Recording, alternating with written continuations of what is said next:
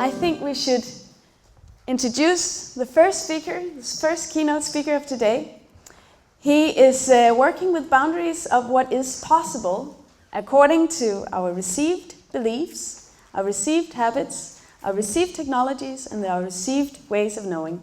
He is for the Solution Lab of Qualitative Growth. I'm very pleased to introduce you Charles Eisenstein.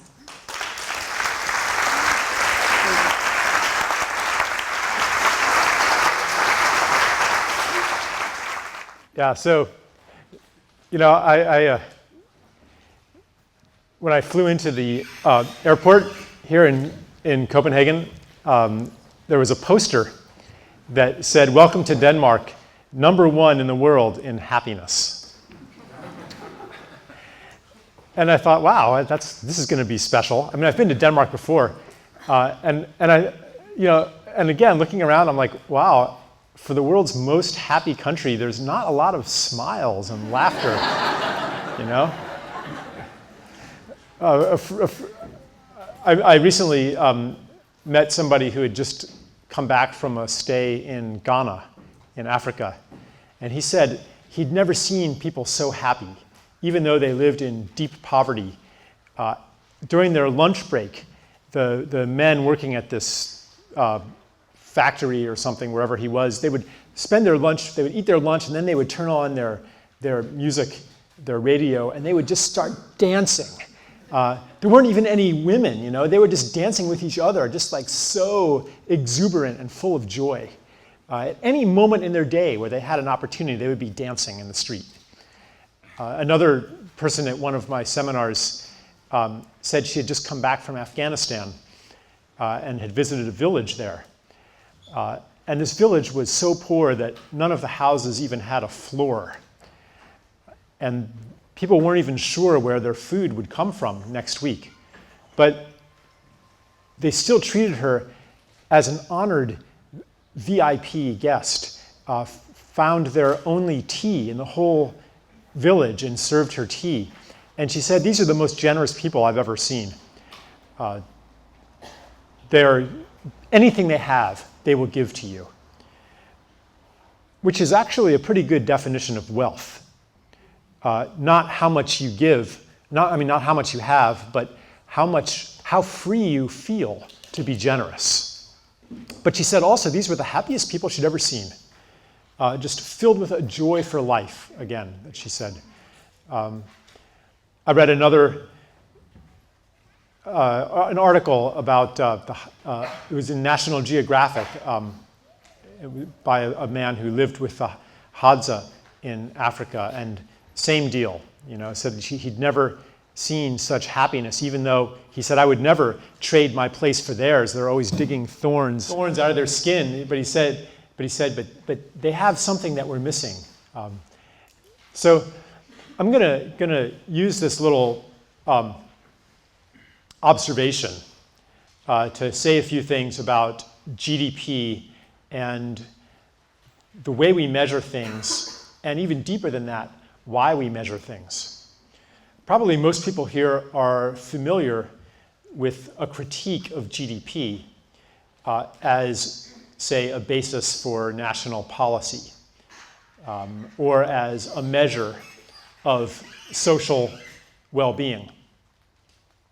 Because obviously, you know, if you create a whole bunch of toxic waste and then clean it up again, both the creation of the toxic waste and the cleanup count as GDP. If you get a divorce and you hire a lawyer, that's a service that counts as GDP. And then if both partners of the family each buy their own separate appliances instead of sharing them, that adds to GDP as well. So it's obviously a pretty poor measure of well-being. Plus, it only values what we call natural resources if they are converted into products. So a standing forest with biodiversity and healthy water systems, that doesn't count as wealth according to GDP. But if you cut it down and dig a strip mine there, that counts. So, and you guys are pretty much familiar with, I'm sure, this is not a new critique. But let's step into a little bit more of new territory. One of the solutions to the deficiencies of GDP is to say, well, let's create better metrics and base policy on those. For example, well, there's various proposals. The genuine progress indicator, or gross national happiness, and there's a bunch of them. And so, for example, instead of trying to maximize GDP, maybe we should try to minimize carbon emissions. Like, how's that for an idea? Why should we always be seeking to make more money? Because really, that's what GDP is. It's a measure of economic activity, which is defined as goods and services exchanged for money.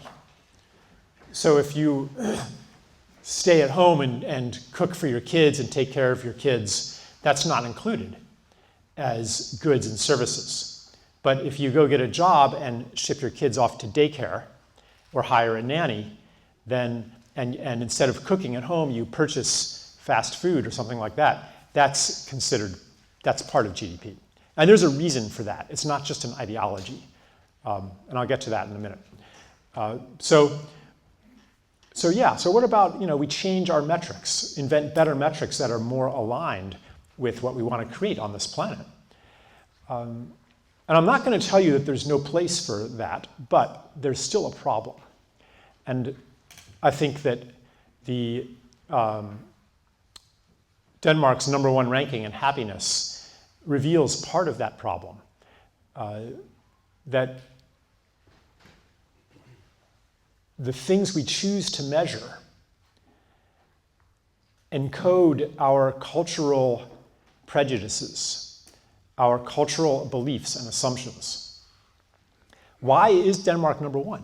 Well, if you look at the way that they develop those statistics, there's basically two ways that they attempt to measure happiness. One is they ask people, are you happy? Or were you happy yesterday? Or something like that.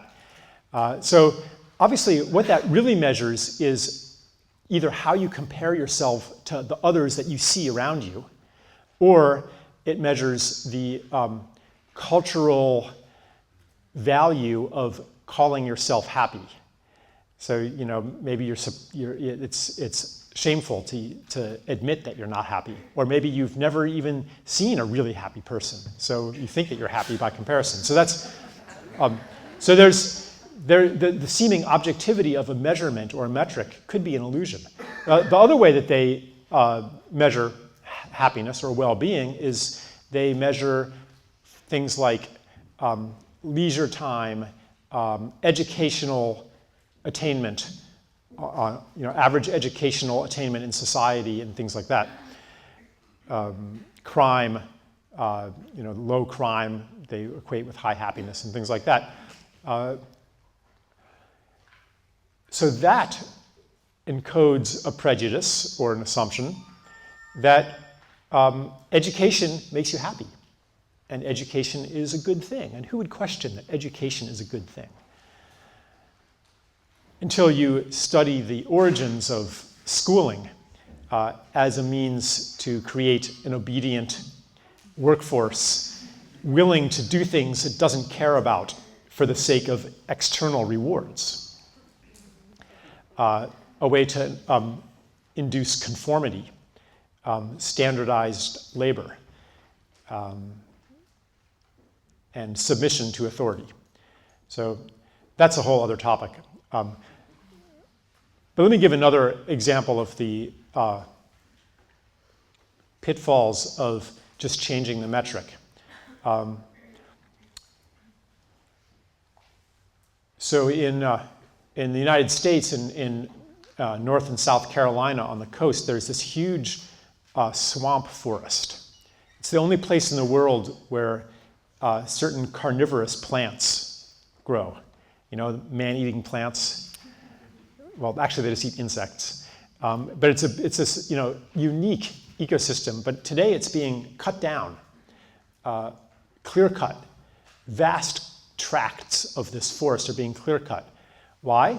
To produce wood chips, which are then shipped to the UK and burnt in power plants, which then get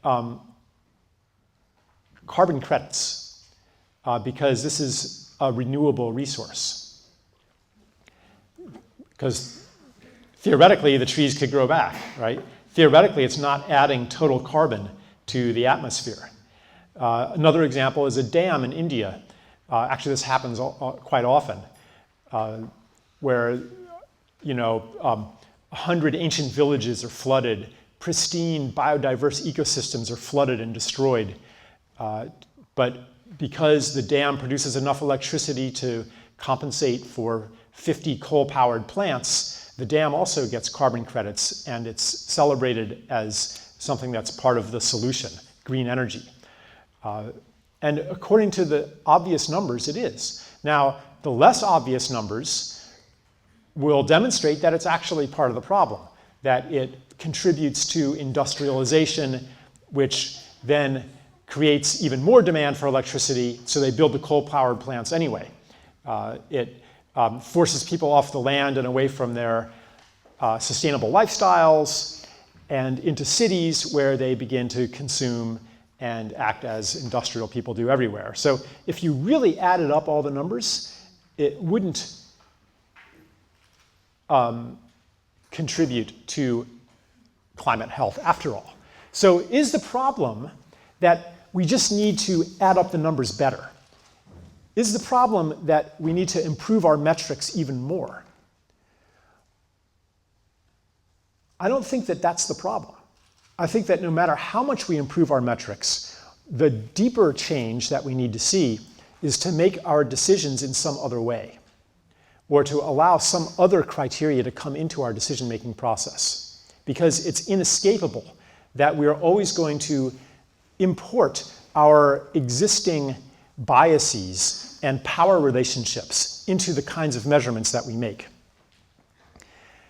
Another example, and this is related to the conversation about ecosystem services and monetizing ecosystem services. Another example that I often use is, today you can destroy, say, a wetlands without paying any consequences. So a product that causes that destruction is going to be cheap.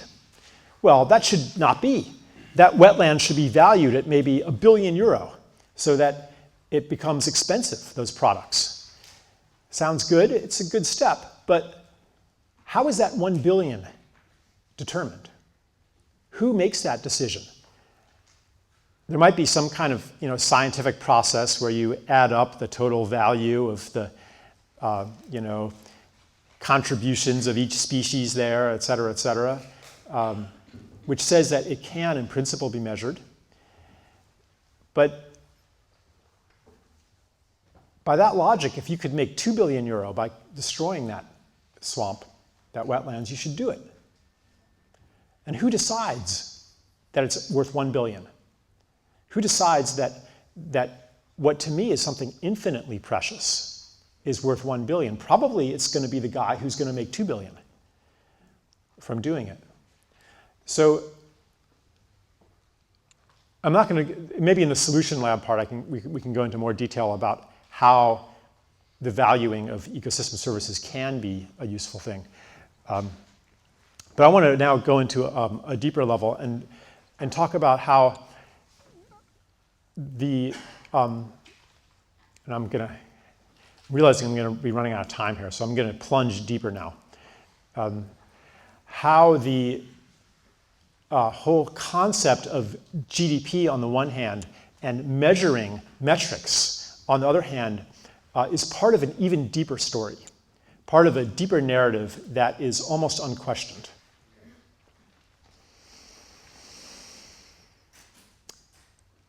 So first, let's take the idea that the problem is that we're not measuring right and we're not measuring enough. But if we, in theory, could come up with a perfect measurement of well-being, of happiness, of well-being, planetary well-being, then we could align our money system with that, and we could have a money system that is consistent with ecological health. And the best financial decision would also be the best ecological decision. And this is something I've even written about, and I think that there's something in it. But it depends on an assumption that the world outside of ourselves is fundamentally measurable in all its important aspects, and that human progress comes through the incorporation of more and more aspects of the outside world into the realm of measurement, which is the realm of science. And this is a line of thinking that goes back to the 16th century, to Galileo, who said essentially only the measurable is real. Then in the 17th century, Leibniz says yes, and someday we will be able to make all decisions based on based on numbers, based on arithmetic, based on our measurement of everything out there and the application of logic to these numbers. Then in the 18th century, Jeremy Bentham comes along and he says, this includes the things that we thought were once spiritual, things like human happiness. And government then can become a science as well, a kind of a max-min problem, where the purpose of government is to maximize total happiness. And he proposed a unit of measurement for that. He called it the util. But it wasn't long before economists said that money actually is the measure of happiness. And why is that? And so this gets then to the deep root of the ideology of GDP. Why is that? Well, if you choose to buy something, it must be because it's going to make you happier. If there's a new product offered, a new service offered, then you're not going to buy it unless it's a good in your life. That's why goods are defined as the things that you buy for money in economics. Therefore, the more money is being spent, the more goods, the more good is coming into people's lives.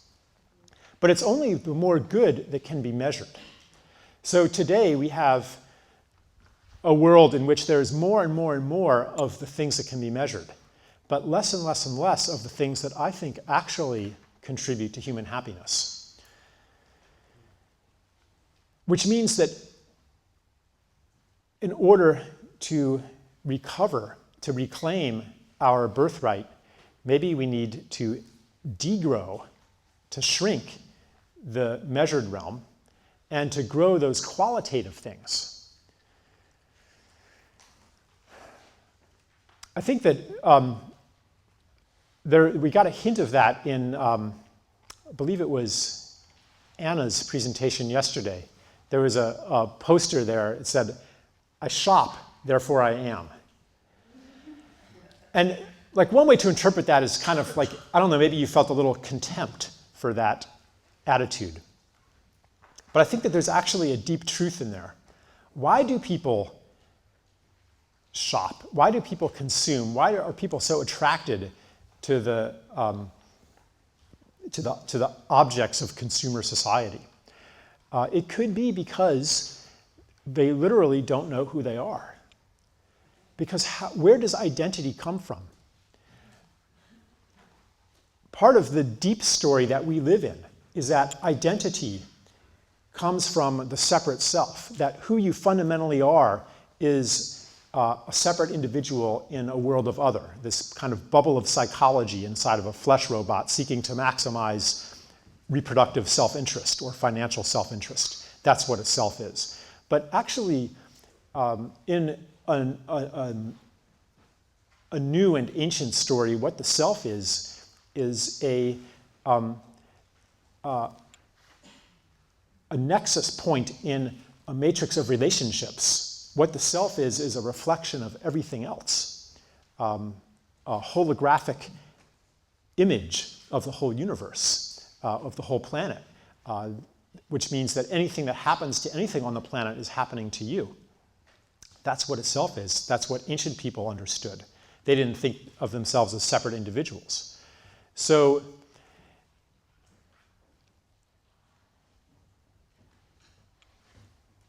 you just bring that back. Where was I with that? Yes. Identity. Right. Yes. So when we live in a society where, due to economic growth, actually, our communities and our relationships have been converted into services, and our relationship to nature has been converted into the acquisition of commodities that are disconnected from the land around us, we lose these connections to our immediate environment. And so today we live in, especially in America, but I think probably to a large extent in any Western industrialized country, we live in neighborhoods where we don't really even know our neighbors anymore. I mean, this has changed even in the last 1 or 2 generations. We don't know our neighbors, and we don't need our neighbors. You can move to a new neighborhood, and as long as you have money, your life is no worse for having disrupted your ties to all of your neighbors, because the ties weren't that strong to begin with. You can't have community if you can look around at everybody in your environment and say, well, I really don't need you. Even if you are an engineer who makes the chip design for the cell phone I use, I mean, even if you contribute to my life in some way, if something happened to you, somebody else could take your place, So a human being, for most of human existence on this planet, you would look around at every face and you would know that I need you, and that your well-being is key to my well-being, because we lived in a gift culture. And the more that you had, you wouldn't keep it yourself, the more you would give to me, or to the person who gives to the person who gives to me, and gifts flowed in circles. And every face around you was an intimately familiar face whose stories you knew, and who took care of you, and you took care of them, or you took care of the person who took care of them. The same thing with nature. Every bird, you would look at it and know its song. Every plant, you would look at it and you would know its smell and its medicinal use or its other use. And you would know what insects ate it and what the soil would smell like around that particular plant, what kind of soil it liked. I mean, we were at home in the universe, which is a kind of a security that maybe a traditional villager in Afghanistan still has.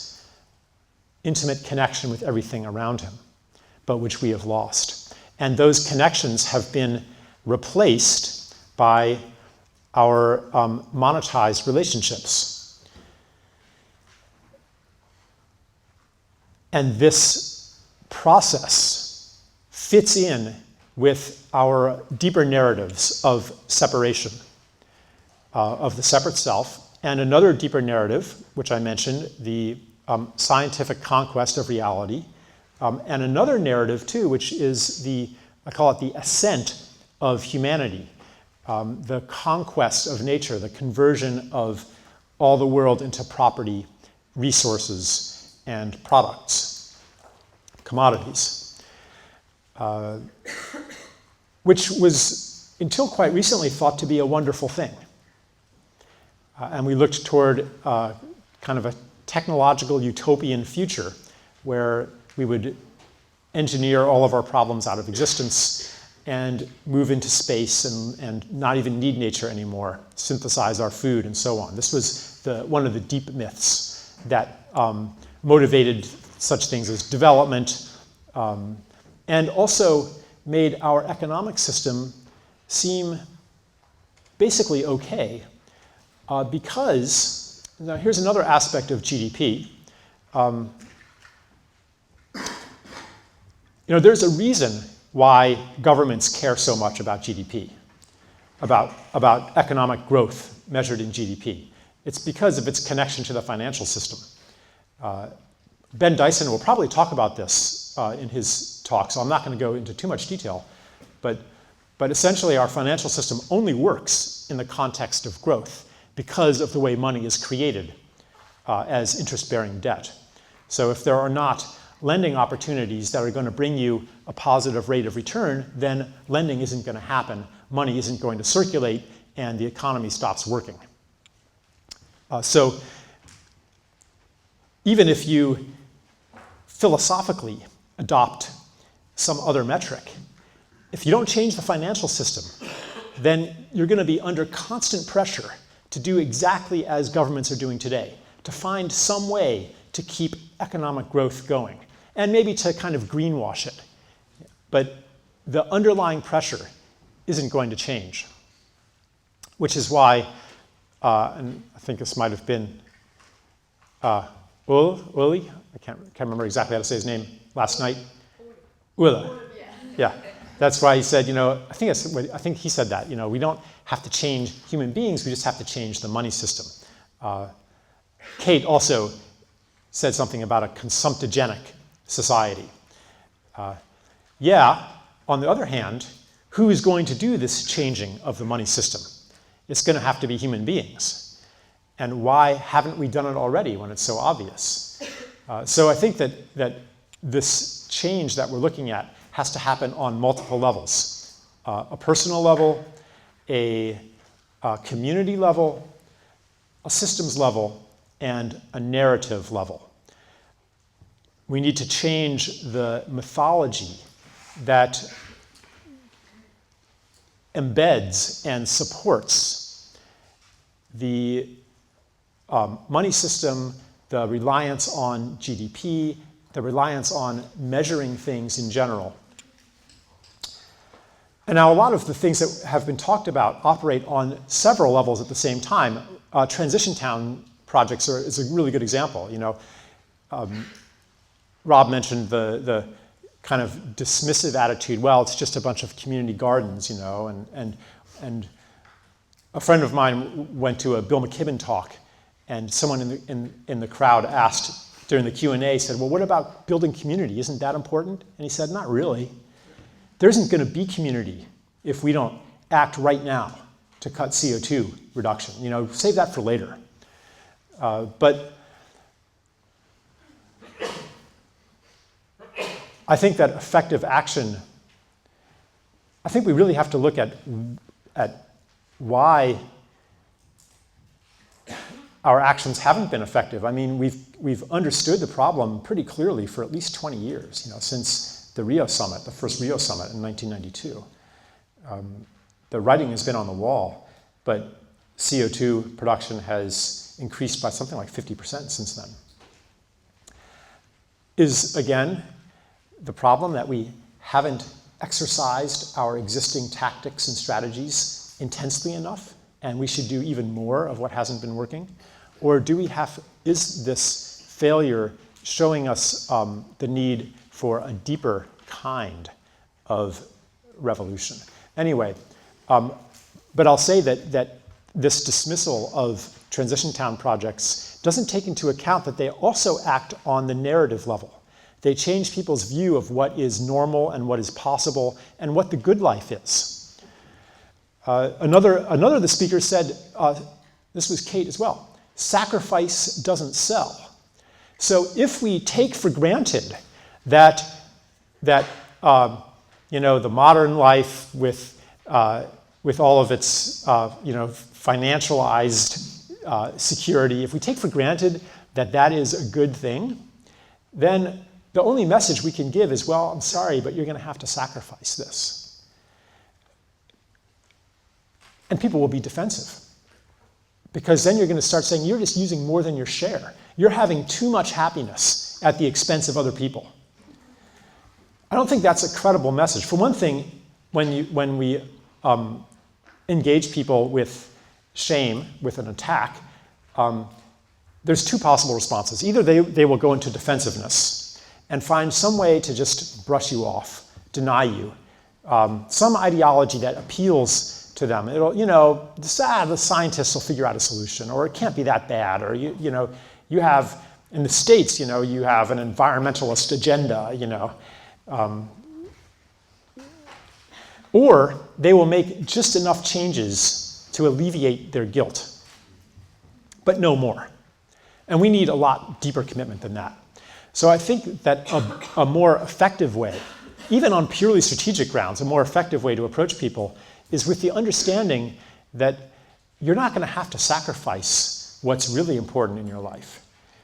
You might have less of the things that you don't really need and want, but more of the things that really make a human being happy. For example, In the United States, the average size of a home has doubled in the last generation. But it hasn't made anybody any happier. It's actually a compensation for the disappearance of public life. Nothing happens in the square anymore. Nothing happens in the street, except in a couple cities. The playgrounds are empty. You don't have neighborhoods. When my father was a boy, he said the whole neighborhood would get together every Sunday afternoon with guitars, and people would sing the old folk songs. But you don't see that anymore. Everything's empty because everybody is now indoors. And all of these social functions, like singing songs together, became monetized, became products that you purchased.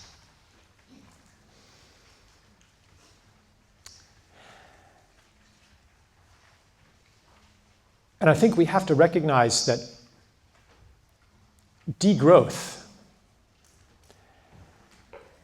is just the degrowth of the measurable things, the shrinkage of the money realm, perhaps, but the expansion of the things that really make people happy. So less, maybe less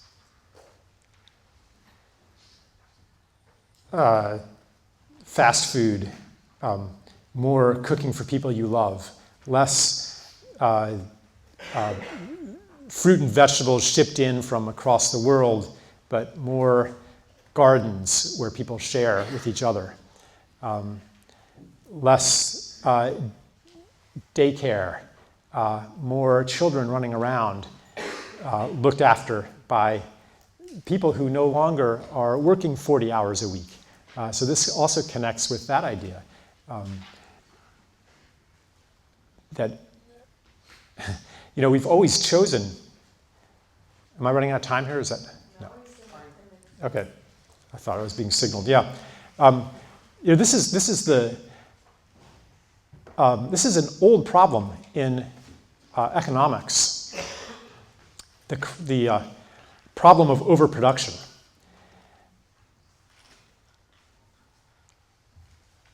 Because of technological improvements, fewer and fewer people can produce more and more stuff. So what do we do about that? There's really two choices. One is to consume more and more and work just as hard.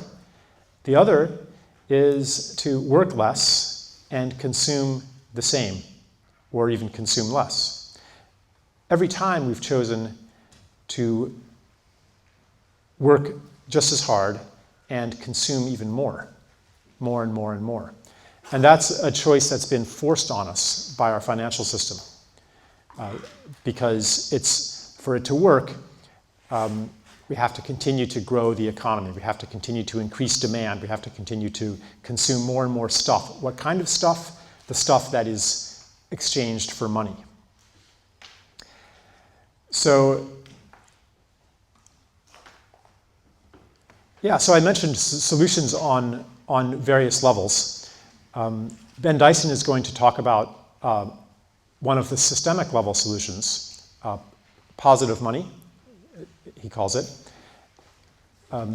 which isn't quite the solution that I advocate, although I'm not so sure, actually. Last night I really thought about the solution I advocate is liquidity fee on bank reserves. And when I really thought deeply into it last night in bed, it seemed that in the future these two solutions would converge. Part of the old story, though, is that the solution is going to come from a bunch of smart people figuring it out in a room, working out the mathematics, and then when all the smart people in the room have decided what the answer is, they will get together in unity and try to persuade the rest of the world. But I think actually the way it's going to happen is that we're going to enter a period of uncertainty when our old systems have completely broken down, Our old stories have broken down. The things that we thought were so permanent and real and practical, being revealed as nothing but illusions. And we're going to try a bunch of stuff. And through trial and error, learning from our mistakes, something new and unforeseeable will emerge from our experimentation. Which is why I feel very welcoming toward any and all of the solutions that come up from all of these smart guys sitting in rooms.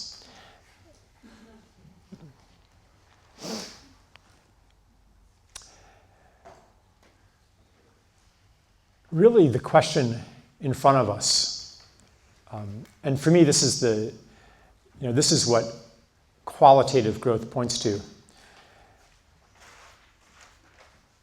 Or one question in front of us is, how do we make our decisions?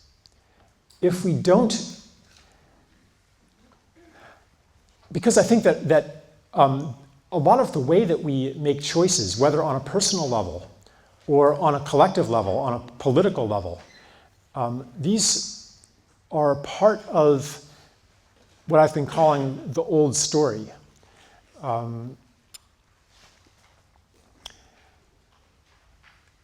Taking the mentality of most efficiently maximizing a number away from profit and applying it instead toward greenhouse gases or some other metric.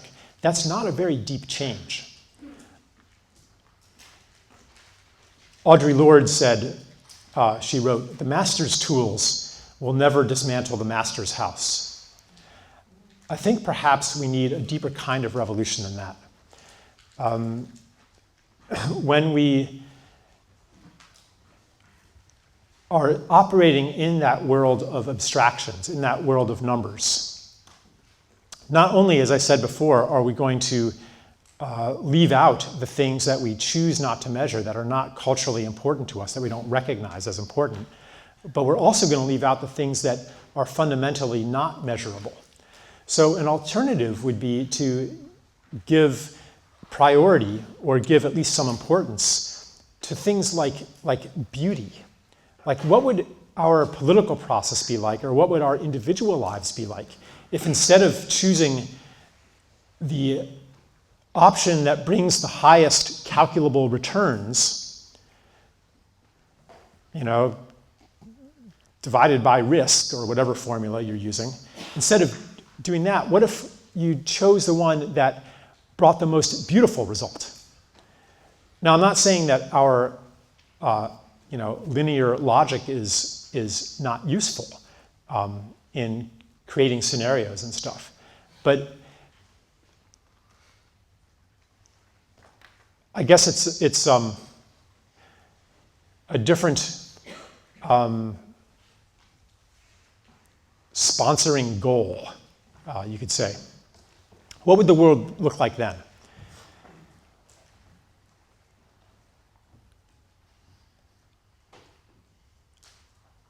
So I'll mention maybe one more of the deep paradigms underneath the idea that we can and should make our decisions based on the numbers. I mean, that's the mentality of money, the mentality of how do you do how do you most efficiently increase or decrease a number? We learned that way of thinking in the money world. So a degrowth economy, the shrinking of the money world, might also involve a shrinking of that kind of way of thinking. On a deep level, that way of thinking rests on perhaps the most fundamental part of the old story, as I call it. I use the word story because every culture has a story that answers these basic questions of who am I, and how does change happen in the world, and what is a human being, and what's the origin and the destiny of humanity. All cultures have this kind of story. And so a really deep, fundamental part of the story that dominates today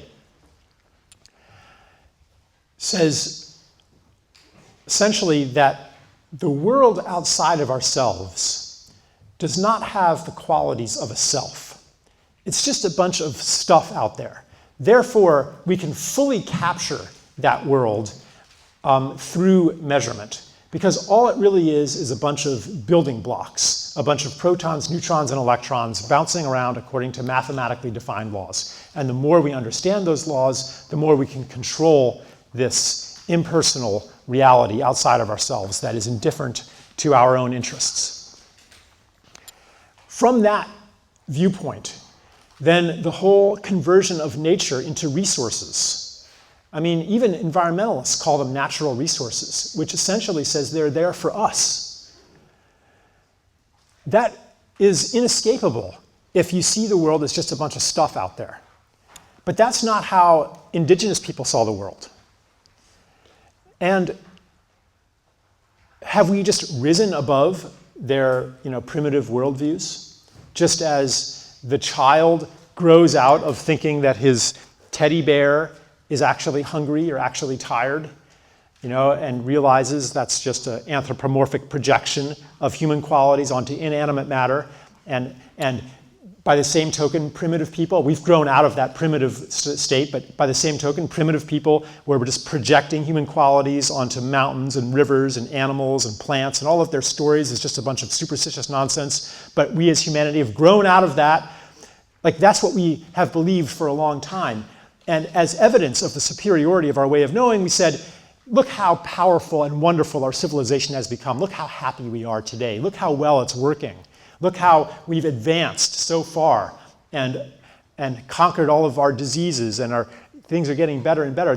But that ideology is wearing thin now as we look around the planet and see that the result of our treatment of the world as other is ecocide and the destruction of the basis of civilization on Earth. And so now we're reaching this point of humility where our questioning is going level after level after level deeper. And I think that for our transition to be successful, ultimately it has to go all the way to the level of how we see ourselves in relation to the rest of the universe, in relation to nature.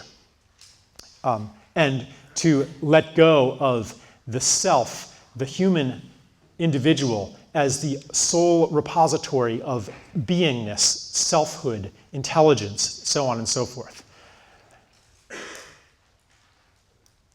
When we step into that ancient and new way of seeing the world, then we understand that there is perhaps something that cannot be captured by our measurements. And we seek instead of to impose and control the world outside of ourselves, and money is an implement of control, we seek instead to serve that which wants to be born in this world. We seek, and we look at other things. We ask other questions. What is the most beautiful thing I could do? What am I called into service to do? What makes me feel alive? There's something then to trust outside of our calculations. I think that the change has to go to that level. Otherwise, we are lost forever in a maze, thinking that the only way to get out of the maze is to run faster.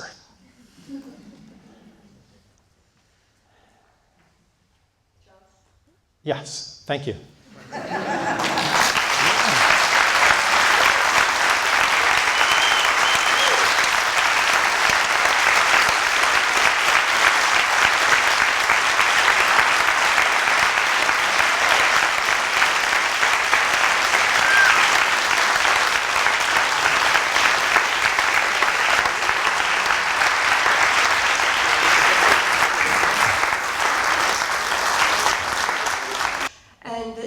For you.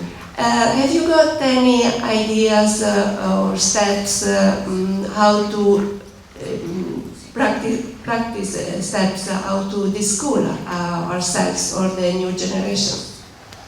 Yeah, well, with my kids, I've done all kinds of things. For a long time, on and off, they've gone to something called the Democratic Free School, which is basically a school with no curriculum, no tests, and where the teachers are not even allowed to teach unless requested by a student. So it trusts the kids' natural desire to learn. Part of the story of separation and conquest of nature includes the conquest of our own nature. It says that nature is essentially chaotic, and therefore progress, improvement comes through imposing onto nature our design. So you can't just let children play in that story, right? You have to discipline them. You have to make them do things that they don't really want to do. How do you do that? You manipulate them through psychological rewards, punishments, approval, conditional approval and shame, and so on, so that they don't just do whatever they want to, right? And we still, even a lot of progressive people, a lot of left-wing people will still have that kind of, this idea that the problem is greed. The problem is that is the bad nature, the greediness of those horrible people in control of the world. And the solution then is to somehow either conquer and destroy those people, or to educate greed out of people. Either way, though, it's the same mindset as the conquest of nature. So I've diverged a bit off your question, but I think it's really important to notice when our own efforts to create change are themselves part of the problem. On one level, trying to change a system, but on another level, strengthening the narrative underneath that system. I'm reminded of a quote from Philip K. Dick, the science fiction writer. He said, "To fight the empire is to be infected by its derangement."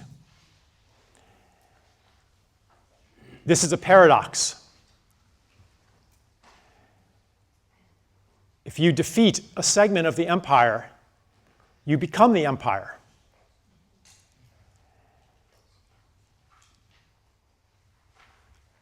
I can't remember the rest of it, but it's something like that. So part of deschooling is to undo the habits that have been inculcated into us through our schooling. And one of those is the habit of self-conquest, which we then apply to our children. And I think that just like really practically, one step in deschooling ourselves is just to notice those habits operating. The habit, for example, this came up in one of the talks yesterday too, that it was useful to arouse anger and hatred toward the people in power who are perpetrating the whole thing. That would be useful if the origin of our crisis were the people in power perpetrating the whole thing. But what we see is when we bring down those people, we discover that they weren't the problem because new people step in and do the same things that the old people were doing. This happens in Europe all the time when you elect a socialist. The socialist gets into office, betrays all of his promises, and does the same policies as the neoliberal people before him. It's built into the job description. So if we see the problem, yeah, right, this happens all the time. So if we see the problem as, that bastard, whatever his name is in power, and we see the solution is taking that guy down, we're living in delusion. It's a delusion perpetrated by every action movie that you've ever seen, which says, problem, bad guy.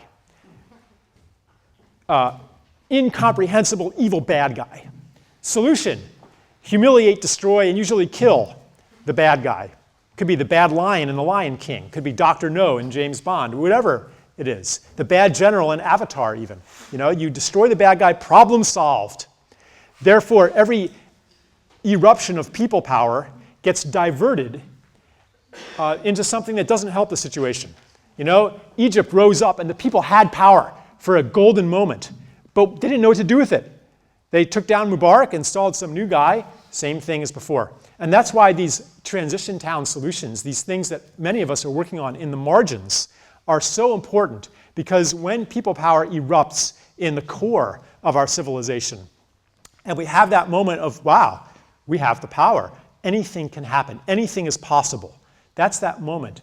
Iceland experienced maybe a glimpse of that moment of anything is possible. Then we'll have solutions. All of the things that were marginal then can rush into the center. And then we enter this amazing, dizzying journey of trial and error, where something new and totally unexpected can be born. Okay. We have time for one more question. Sorry about that. You know what?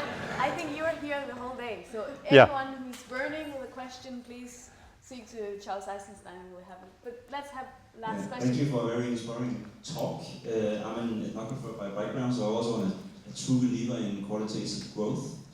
But it seems to me that what you're waiting for is a new enlightenment era. What you're waiting for is what somebody could call morphic resonance, which is a concept of a race, like for example a human race jumping to a new evolutionary level at the same time. For example, electricity was invented at the same time in Romania and in the US. Somebody explains that because of morphic resonance. But my worry is that while our human race developed slowly, the consequences of our actions develop very fast. And I wonder if the risk that you are talking about, that there is a risk that you're talking about, that the risk is that what you're waiting for will happen too late. And in that regard, measurement is quite important for people who simply need that. But you don't want that to happen. And I find that disturbing. Okay.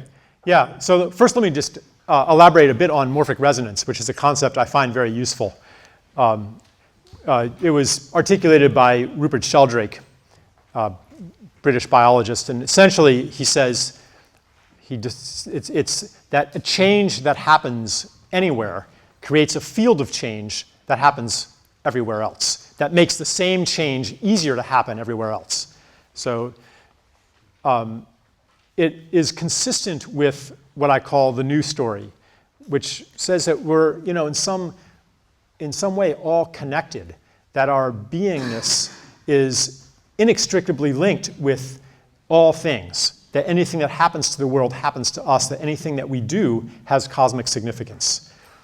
This is kind of a spiritual understanding that people have that didn't have, any scientific logic to it, but it was a heart knowing. That moment when you know that what I'm doing is important right now. And I can't say how. I can't say how it's going to be enough and in time, given the enormity of our crisis. But let me make something clear. I'm not talking about sitting around and waiting for a change to happen. I'm talking about listening to the call to service to make this change happen.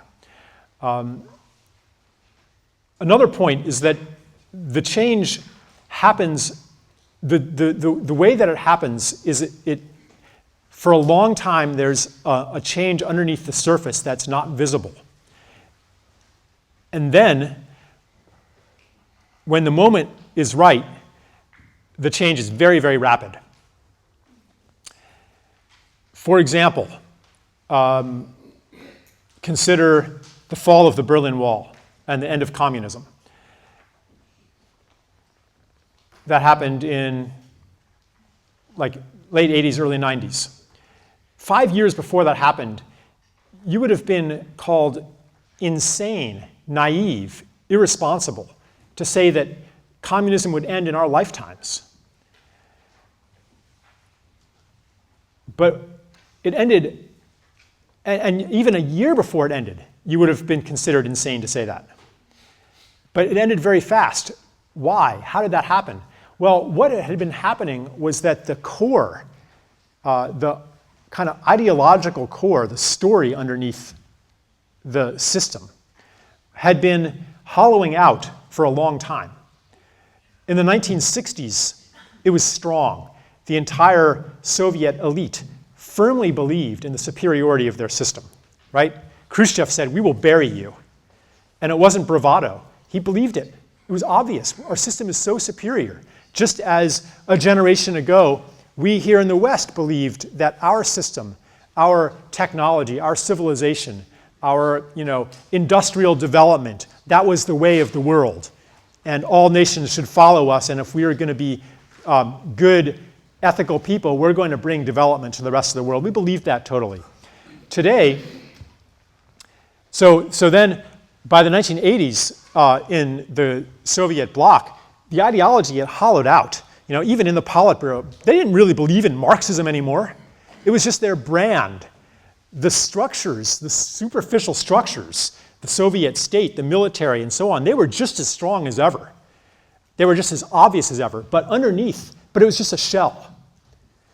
And it didn't take much. It became very fragile. When it's just a shell, it becomes very fragile. And it doesn't take much for the whole thing to disintegrate. And I think that is where we're going now, too.